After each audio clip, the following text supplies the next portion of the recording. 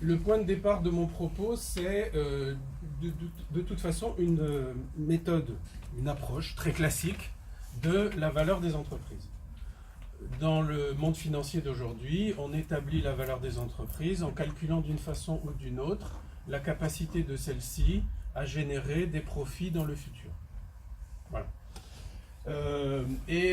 Très souvent, si on regarde un petit peu les statistiques et les indices, on voit que les entreprises en Europe, ailleurs je ne sais pas trop, mais en Europe se vendent à peu près à 7 fois l'excédent brut d'exploitation, 7 fois l'EBITDA. C'est un multiple qui revient très souvent. Alors vous voyez mon petit schéma, qu'est-ce que ça veut dire? Ça veut dire qu'ici vous avez le dernier excédent brut d'exploitation connu. Celui-là, vous conviendrez avec moi qu'il a été généré par le matériel actuel de l'entreprise, par les ressources financières actuelles de l'entreprise, et puis par toutes les ressources immatérielles de l'entreprise, les clients, les hommes, l'organisation, les marques, etc. Toutes ces ressources-là ont permis de générer cette EBE-là. On dit l'entreprise vaut 7 fois ses profits futurs, d'accord? Donc ça veut dire que l'année prochaine, l'entreprise va régénérer, on attend qu'elle régénère au moins le même EBE que cette année. Et pour qu'on fasse son retour sur investissement, il faut que cette EBE soit générée 7 fois. Voilà. Alors avec quelles ressources l'EBE de l'année prochaine va-t-il être généré? Eh bien, en grande partie avec les clients d'aujourd'hui, les hommes d'aujourd'hui, les marques d'aujourd'hui, etc. Puis il y en a une petite partie qui va être produite par des ressources qu'on n'a pas encore. Si on regarde l'EBE de dans 2 ans, ben, il va être produit en partie par les hommes d'aujourd'hui, les clients d'aujourd'hui, les savoir-faire d'aujourd'hui, les marques d'aujourd'hui, et en partie plus importante vraisemblablement par des ressources qu'on n'a pas encore. Et puis si on regarde l'EBE de dans 7 ans, ben, il continuera d'être produit en partie par les hommes d'aujourd'hui, les clients d'aujourd'hui, les savoir-faire d'aujourd'hui, les usines d'aujourd'hui, le cash flow, les fonds propres d'aujourd'hui, etc. Et puis par des ressources qu'on n'a pas encore. Et donc vous voyez que cette surface ici qui est marron, eh bien, elle présente la somme des EBE futurs qui vont être générés par les ressources qu'on a aujourd'hui. Très bien. Alors, si vous avez des ressources qui sont en mauvais état, c'est-à-dire que vos clients ne sont pas solvables, vos collaborateurs sont incompétents, il y a un pet sur la marque, etc., etc., et tous vos brevets sont donnés dans le domaine public, eh bien, votre capacité, avec les ressources d'aujourd'hui, à générer des profits futurs, elle est faible. Et puis si vos ressources sont en bon état, eh ben, vous avez une capacité avec celle-ci à générer des profits futurs qui est beaucoup plus importante. Et donc en fait, toute la discussion sur les immatériels, le seul sujet de la discussion sur les immatériels dans une perspective financière, c'est de regarder quelle est la capacité de génération de profits futurs que l'on a avec les ressources globales que l'on possède dans l'organisation aujourd'hui. C'est-à-dire les ressources matérielles, ne les oublions pas, les ressources financières et toutes les ressources immatérielles. Voilà. Et effectivement, si vous avez des ressources en bon état, eh ben, votre capacité à générer des profits futurs, elle augmente. Ça relève un petit peu, comme tu le disais tout à l'heure, du bon sens. Voilà. Voilà. Donc la valeur des ressources de l'entreprise, c'est une fonction de l'état de ces ressources. Si mes ressources sont tout pourries, si j'ai je m'appelle Spanghero, j'ai un gros pet sur la marque, et ben ma valeur, elle vaut plus, excusez-moi, ma valeur, elle vaut plus rien. Donc c'est l'état des ressources qui définit la valeur de ces ressources. Voilà. Quelle est cette valeur? Ben, en fait, on ne la lit, la valeur des ressources, que partiellement dans le bilan, puisqu'on y voit des ressources matérielles et financières et puis un petit peu d'incorporel, sous certaines conditions. Voilà. Et puis par ailleurs, ben, on dit... en analyse financière classique, on dit le goodwill, ben, c'est la somme des profits futurs moins la valeur comptable. Voilà. Et puis on peut dire aussi, ben, c'est la somme des profits futurs qui vont être générés par les actifs immatériels. Voilà. Donc, en d'autres termes, j'ai acheté un bilan, j'aimerais bien savoir ce qu'il y a dedans. J'ai acheté un goodwill. J'ai acheté un goodwill, j'aimerais bien savoir ce qu'il y a dedans. Voilà. C'est ça toute la problématique et toute la volonté que nous avons avec la méthode Thesaurus de mesurer l'immatériel. Alors, dans la méthode, vous avez effectivement une liste d'actifs qui est marque, fournisseur, client, système d'information, etc. Je vais vous la redonner tout à l'heure. C'est toute la richesse de ces ressources, toute la valeur de ces ressources qui sont des ressources extra-comptables. c'est-à-dire non reconnu par la comptabilité, tout simplement parce que la comptabilité nous dit quand une ressource est un petit peu trop volatile, eh ben on préfère pas la compter, par prudence. Bon, ben c'est pas parce que c'est volatile que ça n'a pas de valeur. Donc regardons quand même mon capital humain. Si j'ai des collaborateurs fidèles, compétents, motivés, l'entreprise va sûrement marcher un peu mieux. Donc j'ai un capital humain qui a plus de valeur, je vais le regarder, c'est volatile, d'accord, j'ai pas un titre de propriété sur mes salariés, d'accord, mais c'est quand même important de regarder si c'est en bon ou en mauvais état, et si donc ça a une capacité plus ou moins forte à générer des profits dans le futur. Et tout ça, c'est garanti sur facture, ça représente 2/3 de la valeur de l'entreprise, en moyenne. Dans certains cas, ça fait 20%, et dans d'autres cas, ça fait 90% de la valeur, c'est de l'immatériel. Voilà. Et donc vous voyez ici, vous reconnaissez un bilan avec les IMO, les actifs circulants, les fonds propres et les dettes. Voilà. Vous connaissez aussi mon analogie avec la thermodynamique. Hein. Vous avez de la valeur solide, de la valeur liquide et puis de la valeur gazeuse qui n'est pas au bilan. Voilà. Où on trouve toutes les ressources immatérielles et c'est la raison pour laquelle on accepte de payer un goodwill. Voilà. Alors si vous payez un gros goodwill alors que tout ça c'est pourri, eh ben, vous faites une très mauvaise affaire. Bien sûr. Alors la méthode, vous avez compris, d'ailleurs le lapsus continue d'être fait régulièrement et puis c'est pas choquant et ça restera le cas. De temps en temps on appelle ça thésaurus capital immatériel, de temps en temps thésaurus Bercy. Aujourd'hui on l'a appelé thésaurus capital immatériel parce que après le départ de Madame Lagarde, la relève a souhaité qu'on n'appelle plus thésaurus Bercy. Donc il ne faut pas dire thésaurus Bercy quand vous parlez de thésaurus Bercy. Donc les actifs que l'on regarde, les clients, les hommes, l'organisation, le système d'information, les savoir-faire, les marques, les partenaires, les actionnaires, tout le territoire et tout le capital naturel. Excusez-moi, là vous ne prenez pas du tout en considération les brevets? Parce que dans les entreprises on parle que brevets souvent. C'est dans les savoir-faire. Ouais. Ok, d'accord. Voilà. Et donc vous pouvez avec ça regarder des cotations extra-financières, des notes, et vous calculez des valeurs en euros. Voilà. Et dans les marques, on a aussi les noms de domaine. Alors, plein de gens s'en servent, hein, donc l'évolution est lente, mais elle est soutenue. Et le nombre d'entreprises qui, aujourd'hui, mesurent leur capital immatériel avec Thésaurus, c'est un nombre qui va croissant. Voilà. Il n'est pas rare que nous recevions des documents. Il n'y a pas très longtemps, j'ai eu à expertiser une valorisation de marque qui avait été faite par Thésaurus capital immatériel et comment dirais-je, j'ai découvert la façon dont le cabinet d'avocats avait utilisé la méthode, je ne savais pas qu'ils s'en servaient. Voilà. Donc ça s'est beaucoup diffusé, il doit y avoir eu au total depuis le départ plus de 3000 téléchargements et donc des tas de structures qui s'en servent de partout. Voilà. Alors, dans la méthode, qu'est-ce que vous trouvez? La première chose que vous trouvez, c'est des notations, c'est-à-dire qu'on va vous dire ton capital client, il a 11,9 sur 20, ton capital humain, il a 16 sur 20, ton capital de savoir, il a 14 sur 20, etc., etc. Et donc, on va vous donner des informations sur la qualité de vos actifs. Un actif immatériel qui a 20 sur 20, il a une qualité parfaite, et puis un actif qui a 0 sur 20, il est dans un état, enfin, il n'existe plus, c'est plus un actif. Voilà. Alors, ce qui est très important dans la méthodo, c'est que les cotes que vous voyez là, qui sont des cotes sur 20 parce que ça permet facilement de comprendre de quoi on parle, eh bien ces cotes ne sortent pas d'un chapeau. On a fabriqué dans la méthodologie des éclatés de chaque actif. Donc le capital client B2B d'une entreprise est d'autant plus mieux noté qu'on a un bon carnet de commandes, que les clients de l'entreprise sont sur des secteurs en croissance, que le premier client pèse pas trop lourd dans le chiffre d'affaires, que les clients sont solvables, qui sont connus, qui nous permettent de gagner notre vie, qui sont fidèles et qui sont contents. Et on note tout ça, puis avec des petits calculs très très simples, je ne rentre pas dans les détails, issus d'indicateurs étalonnés, on produit la note. Voilà. Et en un clin d'œil, on voit que je suis à 12 sur 20 à peu près, donc c'est presque mention assez bien au bac. Mais quand même, j'ai 9 sur 20 en satisfaction de mes clients, c'est pas terrible. Voilà.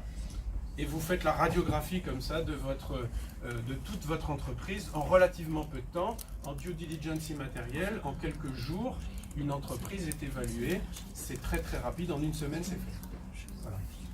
Alors, point très important, dans la méthodo, vous avez tous les indicateurs étalonnés. De sorte que quand vous mettez un 15 ou un 20 sur 20, ça ne sort pas du chapeau de l'évaluateur. Ça a été effectivement étalonné, réétalonné. Dans la version 2019, on a revu tous les étalonnages. Et puis, cerise sur le gâteau, dans la version 2019, on a rajouté la différenciation des indicateurs et les étalonnages sectoriels.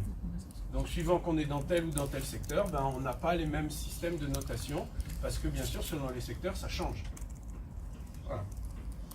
Alors, le point qui est très important et qui n'est pas très ancien, ça c'est une publication académique qui date de 2016, c'est que avec le recul dont tu parlais tout à l'heure, nous avons fait des statistiques sur toutes les évaluations qu'on a faites. Voilà. Et on a pu établir une corrélation robuste entre la notation des actifs immatériels et la performance économique de l'entreprise. En d'autres termes, il est établi scientifiquement aujourd'hui que si vous avez des notes qui augmentent, la probabilité de que votre rentabilité augmente est également établie.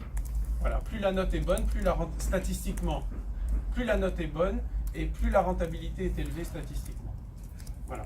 Donc ça c'est très important. Tant qu'on n'avait pas fait ça, il pouvait encore y avoir des doutes. Maintenant, il n'y en a plus aucun. Voilà. Donc si ta note augmente, statistiquement, ta rentabilité augmente. Donc c'est pas plus mal que si c'était pire. Voilà. Et puis ça c'est quelque chose qui n'est pas encore disponible au niveau de l'Institut, mais on est en train de réfléchir avec Goodwill à le donner à l'Institut. C'est la base de données de toutes les évaluations, de sorte que quand on en fait une, on peut faire un benchmark. Voilà. Alors ça va beaucoup dépendre de la façon dont l'Institut réagit.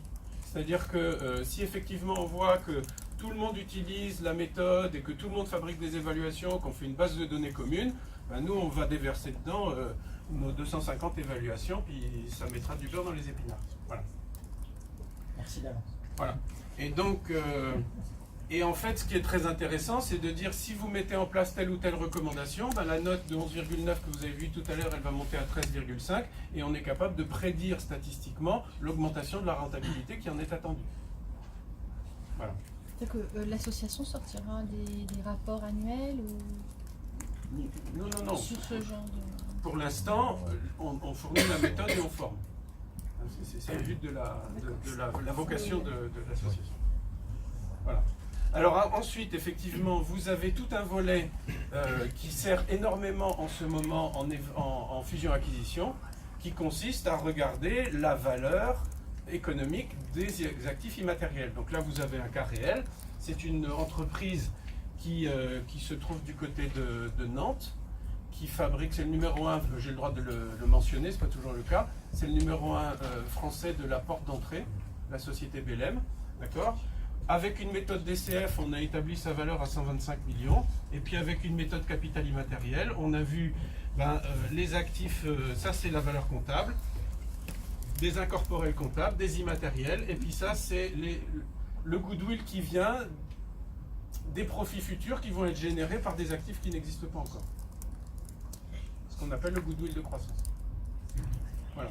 Donc aujourd'hui, on utilise ça en fusion-acquisition, vous allez le voir tout à l'heure sur la table ronde. Voilà. Et donc, vous voyez qu'on a effectivement toutes les méthodos qui permettent de faire des calculs économiques. Voilà. L'année dernière, l'année d'avant, on a évalué la valeur de la marque La French Tech, par exemple. On a évalué des dizaines et des dizaines d'entreprises avec des évaluations traditionnelles et avec des évaluations immatérielles.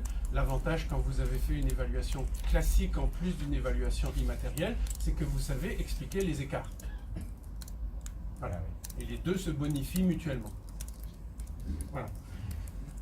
Donc en fait, tout ça pour arriver à un résultat qui est une espèce d'équation de la création de valeur d'une entreprise. Si je veux créer de la valeur, qu'est-ce qu'il me faut? Petit 1, il me faut des ressources matérielles, financières et immatérielles.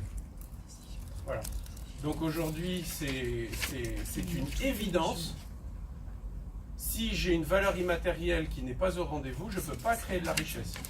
Mais si vous avez une excellente valeur immatérielle et que vous êtes à court de cash, vous allez dans le mur quand même.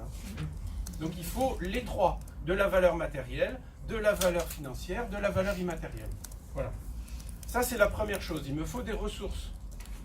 Mais si j'ai des bonnes ressources et que je fais n'importe quoi, je vais dans le mur aussi. Voilà. Hein?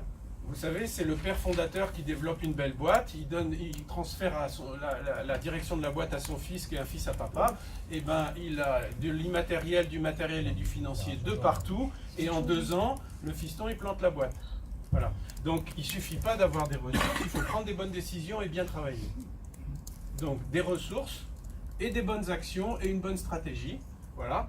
Et puis ben, vous avez une bonne stratégie, vous avez toutes les ressources qui vont bien, et puis boum, on est fin 2008, au début de la grande crise financière, vous allez dans le mur quand même. Donc c'est mieux si vous avez en plus un contexte macroéconomique qui est satisfaisant. Mais vous voyez donc que pour regarder dans la globalité la capacité d'une entreprise à créer de la richesse, ben, il faut évaluer toutes ses ressources, il faut évaluer sa stratégie, et il faut évaluer son contexte macroéconomique. Donc il ne s'agit pas de dire il y a l'immatériel et le reste ne compte pas. L'immatériel est une pierre angulaire, mais il faut regarder d'autres éléments. Voilà. Et bien sûr, si l'un de ces éléments est défaillant, tout s'arrête. Voilà. Alors, quelques petits éléments qui montrent à quel point c'est important de regarder l'immatériel aussi, même si on regarde d'autres choses. Comment pouvait-on évaluer Sanofi en 2008 ? Ben, j'ai eu l'occasion de faire l'évaluation de Sanofi en 2008. Donc, à l'époque, tous les gros brevets de Sanofi tombaient dans le domaine public à horizon 2012. Et donc, l'entreprise, vous faisiez une analyse de son bilan, c'était magnifique. Il y avait du pognon de partout. Voilà. Et de la rentabilité de partout. Sauf que tous les blockbusters tombaient dans le domaine public avant 2012. Et on voyait très bien que Sanofi ne pouvait pas financer en si peu de temps la R&D pour trouver les relais de croissance. Donc l'entreprise, elle était dans le mur en 2008. Comment elle s'en est sortie ? En rachetant des biotech. Alors comme ils avaient beaucoup de pognon, ils ont racheté des biotech, ils s'en sont sortis comme ça. Voilà. Pourquoi PSA a-t-elle survécu ? On avait évalué le capital immatériel de toutes les boîtes du CAC 40 en 2012. Et on s'est rendu compte qu'il y avait beaucoup de capital immatériel chez PSA, alors qu'à l'époque, l'entreprise devait coter la valeur boursière, c'était 1/3 des fonds propres. Donc le marché disait PSA est morte. Voilà. Et nous, en regardant la valeur immatérielle, on disait mais non, là il y a beaucoup de richesses, l'entreprise a tout ce qu'il faut pour réussir dans le futur et rebondir. Si l'entreprise n'avait pas eu de capital immatériel, les Chinois n'auraient jamais racheté PSA. Qu'est-ce qui a tué Spanghero ? C'est une boîte qui marchait bien jusqu'à ce qu'ils mettent de la viande de cheval dans les lasagnes. Et après, ça marchait beaucoup moins bien. Donc en fait, c'est un pet sur la marque qui a tué Spanghero. Voilà.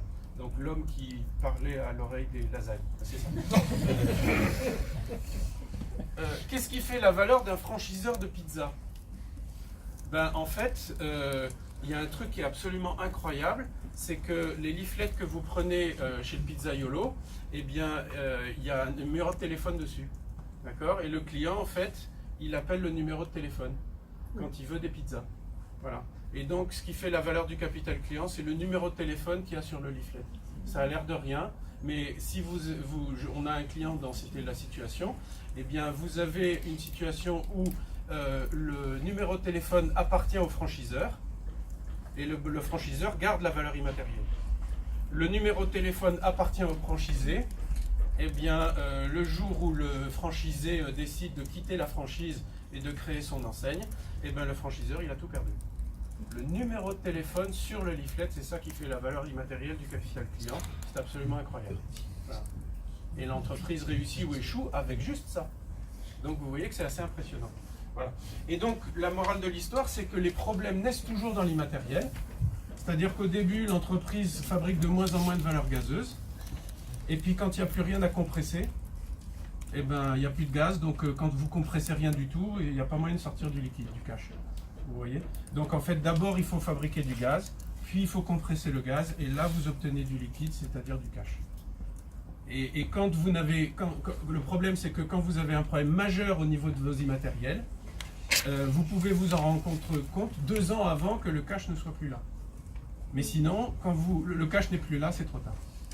Ça commence toujours dans les immatériels. Alors tout ça, c'est donc bien expliqué dans la méthodo. La vocation donc de l'association, vous l'avez compris, c'est petit 1 former, petit 2 partager.